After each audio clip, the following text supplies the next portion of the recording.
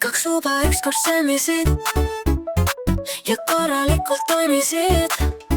Teiga võtke endalt tuba, ütles ükskord kolmas uba. Ja siis võtsidki need toad endale veel ühe toa, toas nad sängi jagasid ja veidikene magasid. Kui nad üles ärkasid, peas need mõtted tärkasid, et ei tohiks noorem uba endal välja osta tuba.